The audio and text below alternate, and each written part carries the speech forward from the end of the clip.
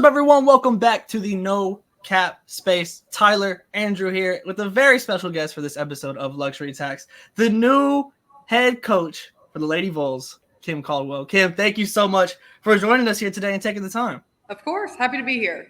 Well, let's dive right into it because you kind of got a big job on your plate when it comes to you're the head coach at Tennessee. You know, a little bit of success from Tennessee in the past, you could say. Just a slight history. What's just the general excitement for you to be able to say that you are the head coach at Tennessee? You know, it's incredibly exciting. I still can't really wrap my head around it. You know, every day you have moments where you're like, holy smokes, this is the job that I have. But at the end of the day, you really just have to stay grounded and do what you do and coach basketball every single day. When you're with your players, you're doing what got you here. But it's a tremendous job. It's a tremendous opportunity. Huge shoes to fill. Such a legacy that follows this program. And so there's a heavy weight to that you can really get consumed in sometimes. But I'm just trying to be appreciative and take it one day at a time. Was this a situation where, you know, you're at Marshall, obviously the coaching carousel goes and, you know, maybe your agent says, hey, this program is called, or you personally get a call from an athletic department or a headhunting agency, that, you know, one of these search firms. When Tennessee was the subject of the call, was it like oh, you're interested in me? Yeah, that's actually pretty much exactly how it was.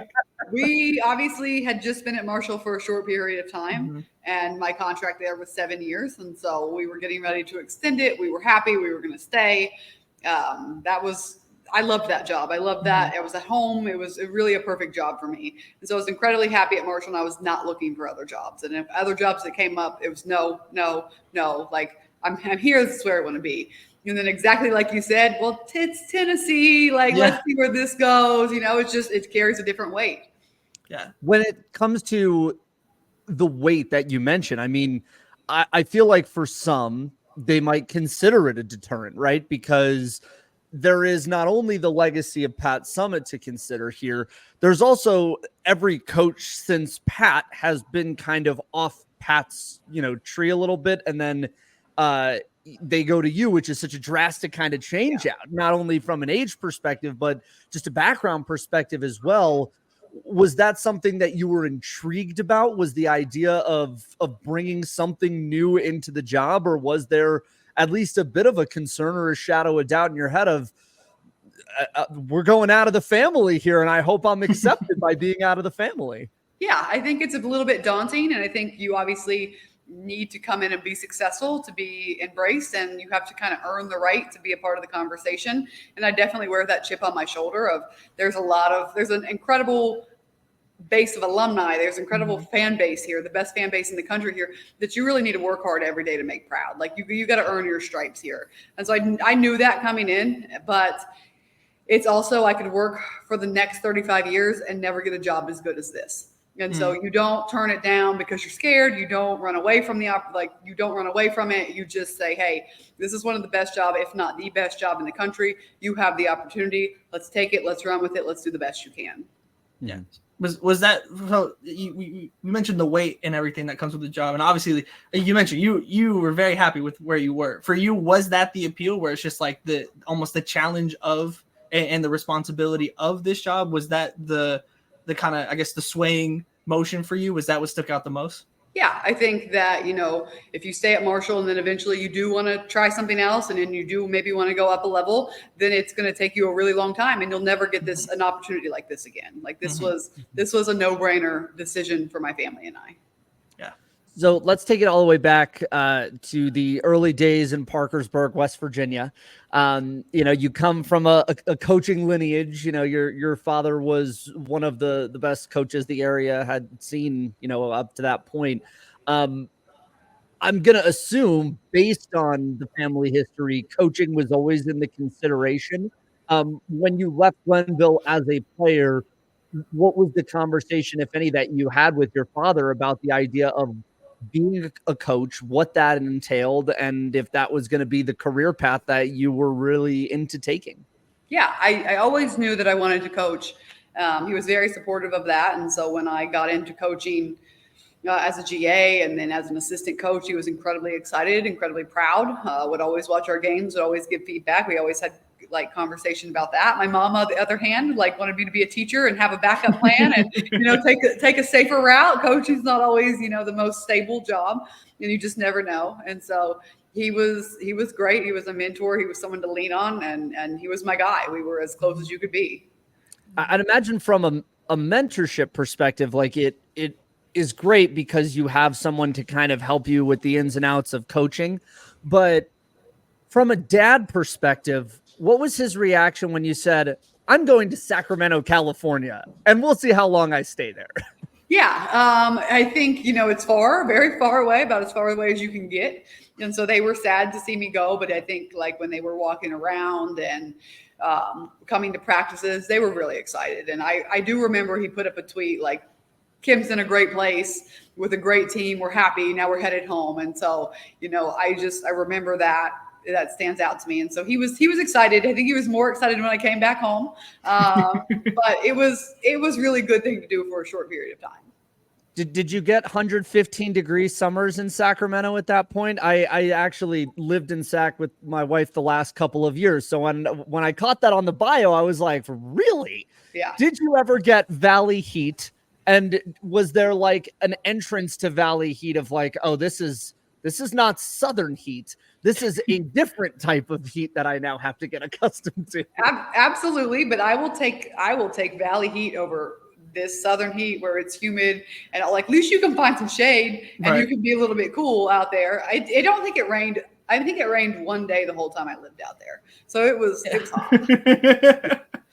That tracks. Yeah, I was gonna say that does add up. I am super interested because we got to talk to Mia Poldo. So obviously a commit coming in for you.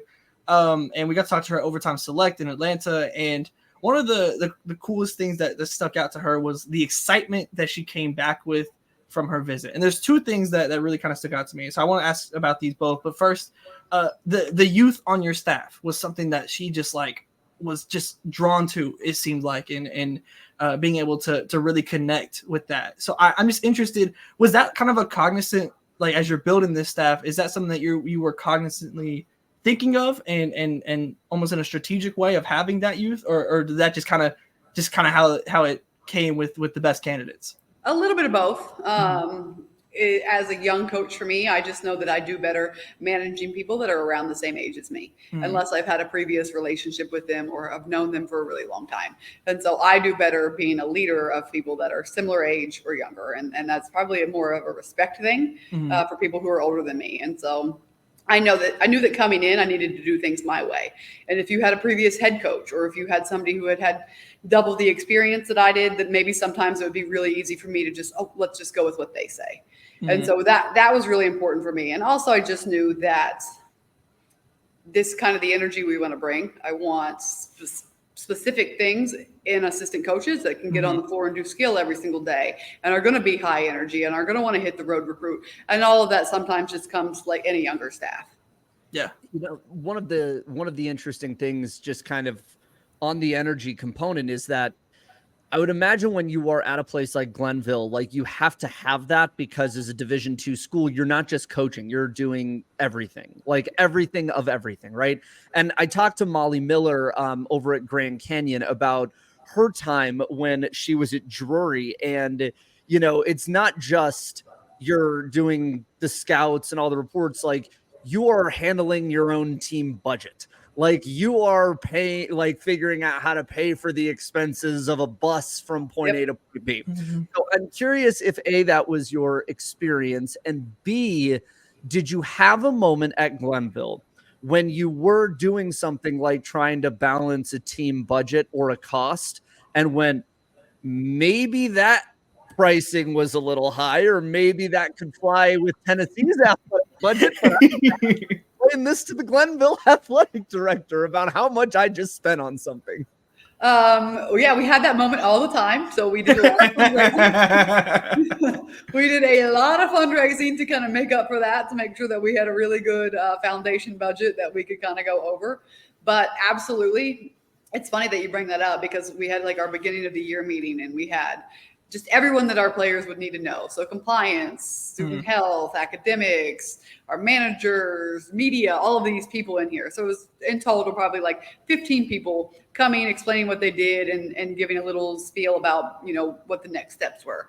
And I'm sitting back there thinking like, I used to do all of this. I was about to say, that was probably a shorter meeting. Yeah, like I used to wear all of these hats, and there's beauty in that. You become closer to your players, and that's one thing that's really important to me at this level. Like, yes, you have 15 other people you can go to. So how, as a head coach, do you still form relationships where they feel like they can come to you?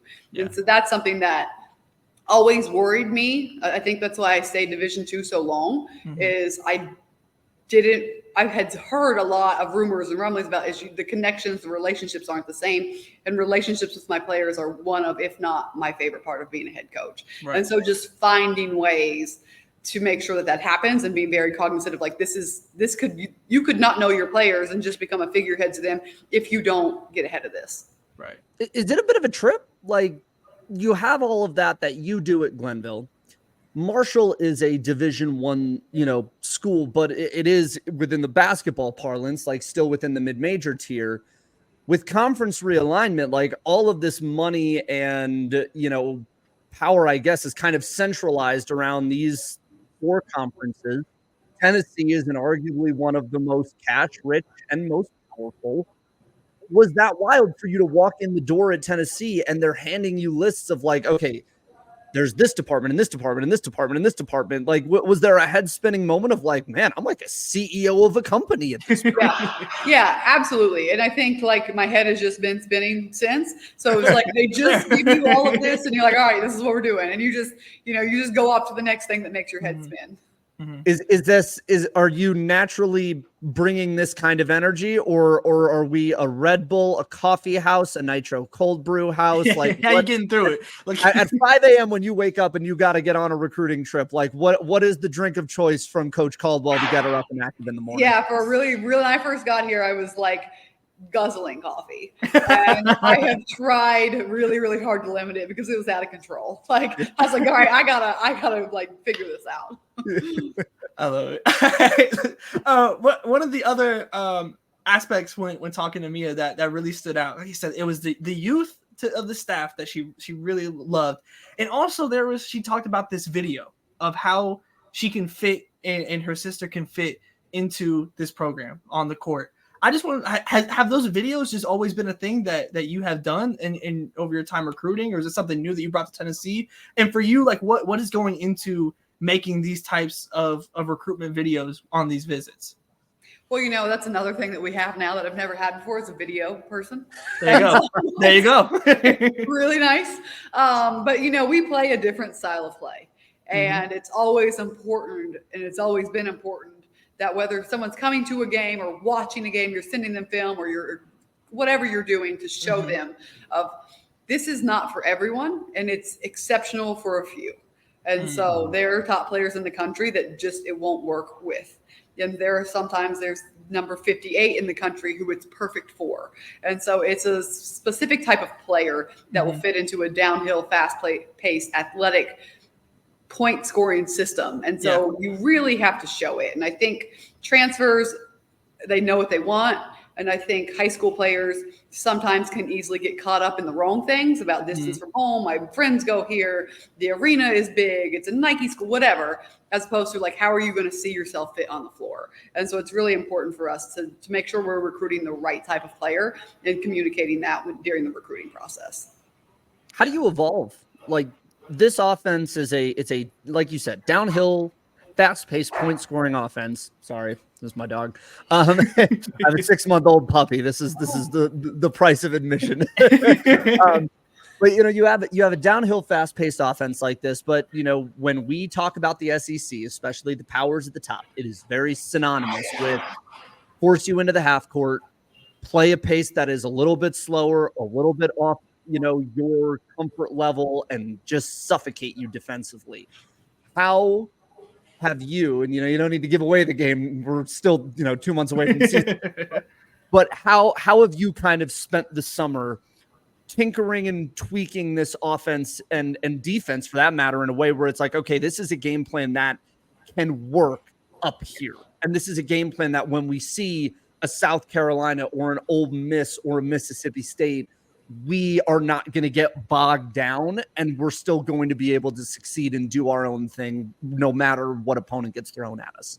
Yeah, I think it's going to take time. I think it does become matchup based. And so when you get to that point in your season, you're going to have a scout. You're going to be able to look at different things that are going to work, and you're going to have a little bit of time to have practice it and put it in. And I think, we're still very early. And so we're still pretty fast, and I still am trying to get them to go faster.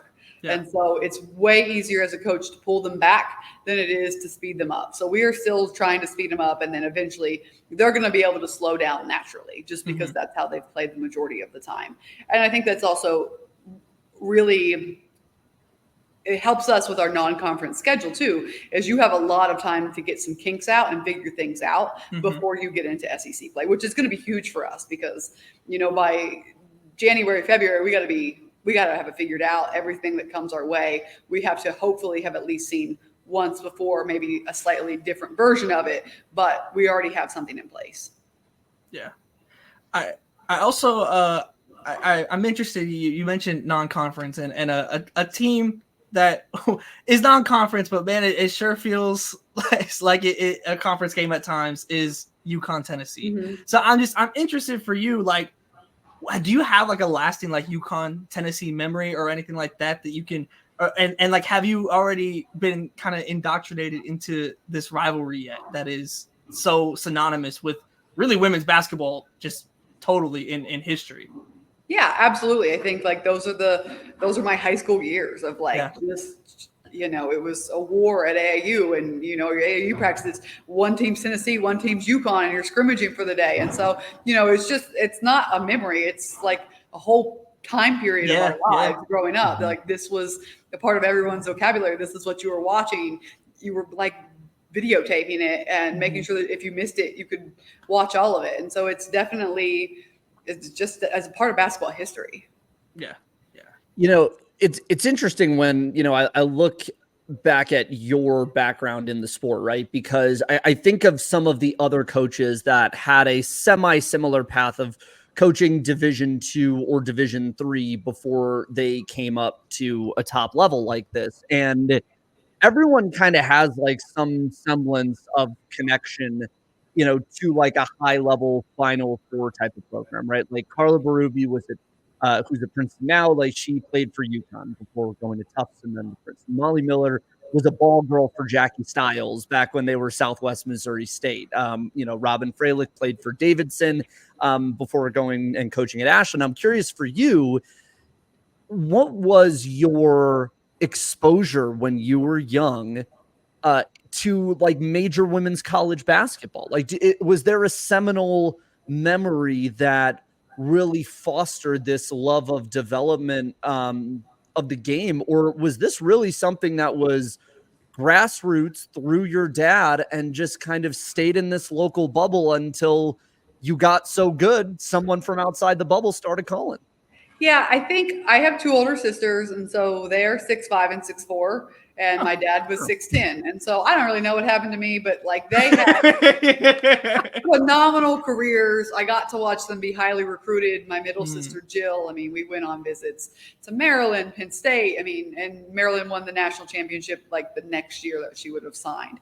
She ended up going to Cincinnati with my sister, but I got to be drug along to all of those visits and kind of see how it works, and make the road trips to Cincinnati and watch them play. And so not necessarily from like a coaching aspect, but just really getting to like sit there and watch. And when you grow up as like the third child and you're not as good, like you kind of go through some stuff thinking like, hey, I'm not going Division I. I've let my family down. Everyone's judging me, especially as like a high school girl. You kind of go through like, hey, why am I not as good?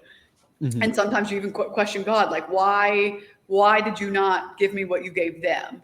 And so I ended up choosing Glenville State because on my way home, my mom said, wait, that team is really good. They had gone to the Elite Eight the year before I signed.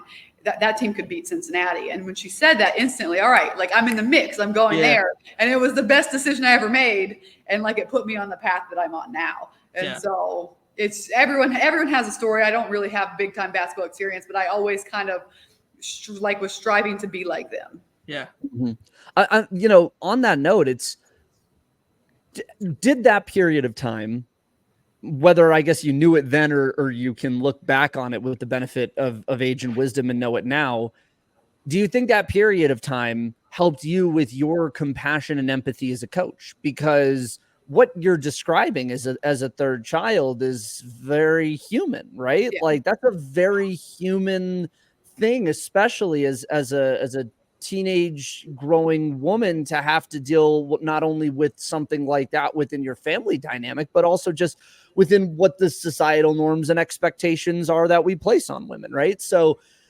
do you think that in a way like that did prime you a little bit to be able to relate to players and be compassionate and empathetic towards players the way you kind of need to be, especially in today's coaching world, where I would say that the tact and touch is kind of the most important thing of being able to get the best out of them while still being empathetic and compassionate to all of the things that life is throwing at them these days?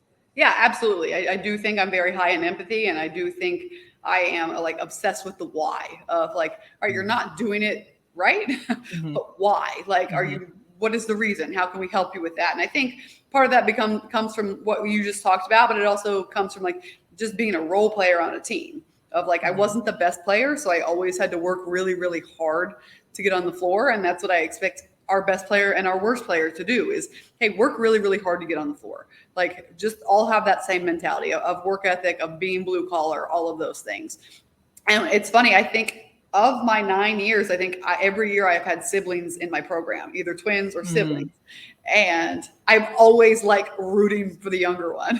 And like not subconsciously, like blatantly rooting for the younger one, like cheating, like calling fouls on the older one. Like and they know it. So it is what it is.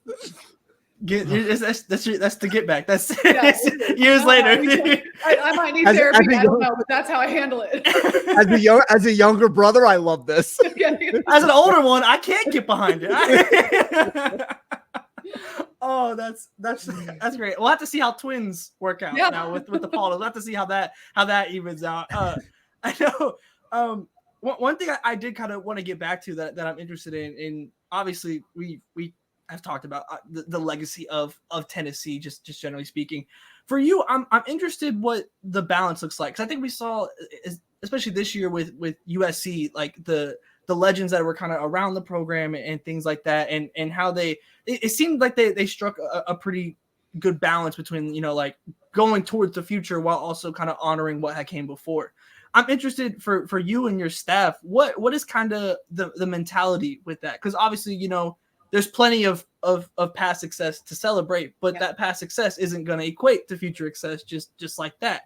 So for you, what is kind of the mentality or the mindset in regards to finding that balance between honoring the past while also moving towards the future?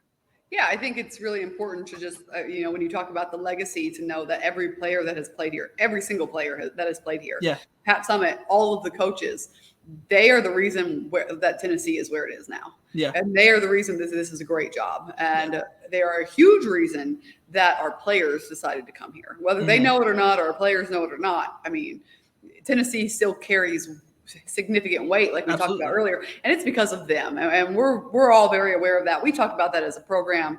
And so I am very big on like authentic relationships of, hey, let's make sure that it's real. Let's make sure that it's not fake. It's not phony. It's not just a couple texts here and there. And so we are trying to invite as many alumni as we can back to practice. Yeah. Get them in practice, let them speak to our team, because sometimes they need to hear things that are not from me, from other people. And so we'll give them the floor. We'll let them talk. We'll let our players ask questions. And it's been great. And so we've invited everyone back. We will have open practices. They're allowed in practice anytime that they want to come into a practice. And that's just going to be big for us here on going forward, and just making sure that we do things the right way that make them proud to be a part of this program. So I promise I'm not bringing this question up as like a means of trying to do the tearjerker, but when I was reading through your bio, I found something that I related to very much. And I'm curious if my thoughts from my own experience is kind of similar your way. So, you know, I grew up an Oregon fan. My father is from Oregon, went to Oregon, and I work in local television full time. I took a job when I was 23 out in Eugene, where I covered Oregon and Oregon State. It's one of the places that really kind of solidified my love of covering women's college basketball. But one of the things that was very fundamental to like my father and I's relationship was watching college football on Saturdays. And it was always a dream for us to go to the Rose Bowl together, right? So in 2019, Oregon makes the Rose Bowl. They go play Wisconsin. I'm going there credentialed as media, which is like a cool bucket list thing in my life. And then my family goes as fans. And there's a moment where I'm standing on the field in the Rose Bowl with my father, and I'm like, you know, if it were to all stop right now, like this would be enough. Like if the career were to end right now, like to have this moment with my dad at the Rose Bowl would be enough. And, you know, I read in your bios about how for a period of time, you and your father coached together at Glenville, and he was your assistant coach. Looking back on it now, you know, because I understand he's, you know, he passed and has been passed for a few years. I guess, did you have a similar feeling then, or do you have a similar feeling now of the fact that, you know, you're at Tennessee now, however your career goes, at the very least, like you got that opportunity to coach together with your father and kind of hold that. And do you have a favorite memory from that period at Glenville with him where you're on the same staff with each other? Yeah, I think absolutely. And you don't really have I don't necessarily know that I have a specific memory. We won a lot of championships together. So all of those were just amazing. Yeah.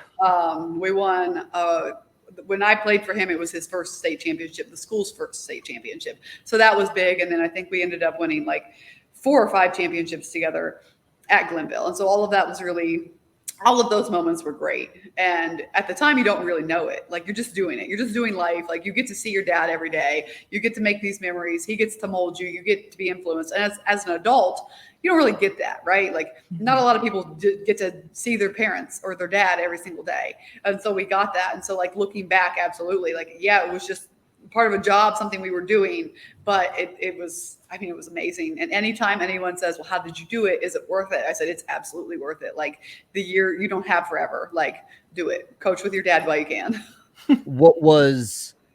Did you have a moment in this process, you know, the hiring process at Tennessee, or when you finally were announced and you step up onto the podium, you know, announced as the new head coach of Tennessee, where he kind of factored into your head a little bit and you kind of felt him with you there? Yeah. I mean, you feel him with you all the time. And you just know without a doubt, oh, he would be so excited. Like, oh, yeah. And again, my mom is like, well, maybe not. Like, let's talk about it. Like, he's held true the entire time. And you know that your dad is like, hush, woman, like, we're doing it. And even though he's not here, like, you just know that, like, that's how the conversation is going. Mm-hmm. Yeah. All right. Well, Kim, last one for me. I'm just interested from a Tennessee. If you're talking to a Tennessee fan that is unfamiliar with, I know we touched on the style of play and everything a little bit before, but if I'm a Tennessee women's basketball fan, I'm a Lady Vols fan that maybe hasn't seen one of your teams before. Yeah. What should they be expecting from this team, from this roster, from this staff into this opening season? What should be the kind of points, that maybe the keywords or whatever that they should expect from a Kim Caldwell led team? Yeah, I think we want to be a hardworking blue-collar team that plays as hard as we can every single night. We want to play fast, so we want to get up and down, score a lot of points, play aggressive on both ends, on the defensive end and the offensive end. And so it's definitely going to be a lot of entertainment. It's hopefully not going to be walk the ball up, run a play, walk the ball up, run a play. It's going to be go, go, go. And I think the fans that we have had in the past really love it. And so, you know, you just got to come see it and see it for yourself. My last one for you. Have you ever been basketball starstruck? Yeah, you know, it's actually a funny Pat Summitt story. Is like, I think my first AAU game ever, like on the big time circuit. Yeah, is we're in a gym and I don't know where it is, but all the coaches were upstairs in a track. Mhm. And obviously none of these coaches are here to watch me. I am very well aware of that. But like I'm still like just trying to play, trying not to get nervous. I'm playing on like a higher level team, so there's coaches there. And I'm sitting there saying like, don't look up, just don't look up. Don't look up. Just keep looking at the game. Don't look up at the coaches. And I look up and I see Pat Summitt. It's like, all right, look back down. Like, Yeah, you got to let tunnel vision back in at that point. Yeah. And so, I mean, it was amazing. Even my mom kind of remembers it. We saw her like walking out. And it was just, we were just in awe, like a celebrity, and she's just walking through the gym. Yeah. Well, look at you now. I'm guessing she had what the kids are calling aura now, right? Like, I'd imagine there was something around her where, like, it was looking like up at God. her and Gino together. So it was also just like they're all at the game. So it was just God and the devil, huh? Yeah, I think so it was like an unbelievable just basketball moment. Yeah. For everyone that was really there. Yeah. Well, there you are now, sitting in that same chair as Pat. So it's been an incredible journey for you, and we're so excited, genuinely, to see what this team looks like this season and what this program looks like going forward under your leadership. So we're very thankful for your time here today, joining us, and like I said, we're excited to watch you do this season. Thank you guys very much. Yeah, perfect. Well, make sure you guys stay tapped into everything No Cap Space. You can find all the links down below. Subscribe so you don't miss anything coming next from No Cap Space. Substack down below as well so you don't miss anything at all across the board. And we'll see you next time.